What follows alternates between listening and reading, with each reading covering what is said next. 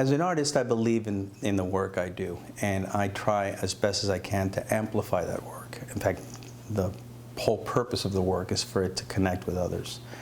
And through time, it's been a very engaged process where different people are involved. And look, from early on, in ways that almost don't make sense, I've had success. I remember 6 years after so I decided I'm going to pivot and become an artist in '94 after my trip to Africa. Within 4 years, Nike was commissioning me to create huge murals. Within 4 years, I was creating international AIDS conferences.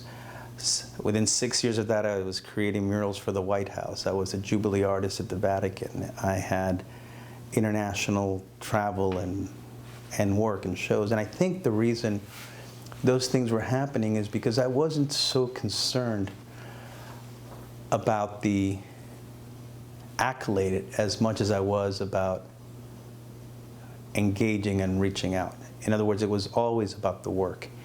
I think part of what made the work successful is that it wasn't necessarily socially engaged art like the kind you learn about in art school. It was organic. Literally, I had spent my adolescence addressing all sorts of violence issues. In fact, that's what happened as a kid. I literally leaned into the problems that were affecting my community. As a high school kid, I remember volunteering a lot in a lot of nonprofits. I remember working at our public hospital and cleaning the gunshot wounds and the dressings of people at a surgical unit, people who literally were victims of our violence. So instead of escaping it, I leaned into the problem. And I've been doing that my entire life since I was in high school. So that the ability to lean in, but also to have all of these other life experiences, whether it's from an academic point of view, having an undergraduate in science and having a graduate degree in business and having a law degree, whether it be from my civic service involved at a very young age in political activity and also in helping address social justice issues in Miami, all of these things, I think, and of course especially growing up in a home of artists, all of these things I think prepared me to develop the kind of interdisciplinary career that I have as an artist. And because I was able to not just paint a mural with street children in Bolivia, but also give lectures to faculty members, I was not only able to communicate with women in Africa in 1994, but I was also the guest at an ambassador's home who threw a dinner for me with members of a rogue regime in Sierra Leone back during the Blood Diamonds.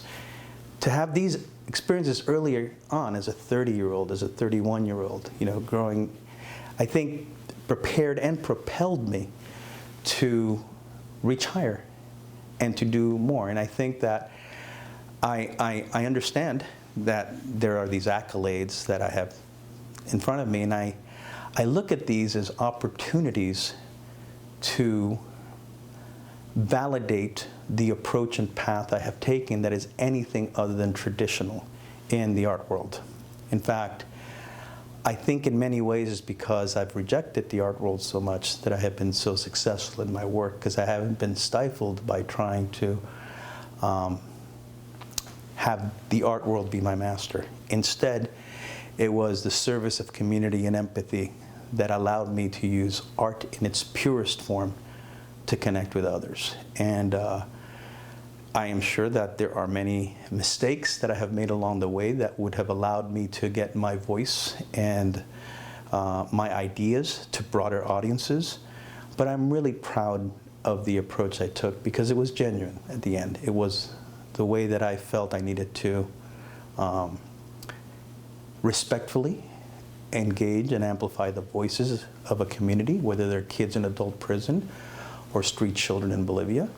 There were important ways of trying to frame an issue, whether it's fecal matter on Biscayne Bay or sea level rising in the western parts of our county. The neighborhoods adjacent to the river of grass, the Florida Everglades. I've always had this approach that understands the community that I'm working in, tries to bring them into the conversations, tries to make what I'm talking about relevant to them, and importantly, tries to give them voice in that conversation. And I know that early on, as I pioneered eco-art in this community, I was dismissed as someone who wasn't serious, as someone who wasn't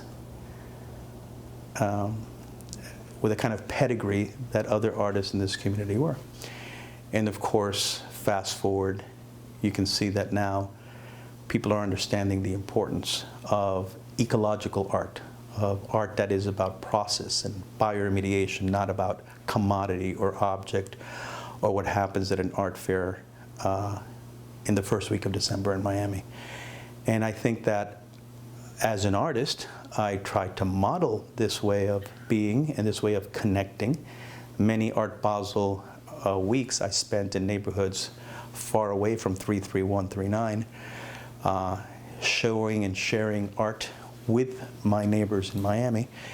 And I think that the accolades that I receive, whether they are Excellence in Communications Award from the National Academy of Science, or fellowships, or grant awards, these all benefit me professionally with reputational success and sometimes with financial offerings. But more importantly, what I think they do is they validate this path that I have taken as an artist. And I believe that it's important for Miami and its artists to understand that there has to be an approach where we clearly elevate the role of the artist and support the artist and allow the artist to have financial stability and success and all the trappings of a successful career. And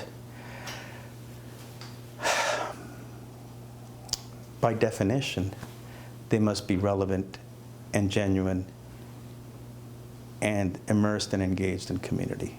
And if that latter part is missing, then I believe that we're missing the point, and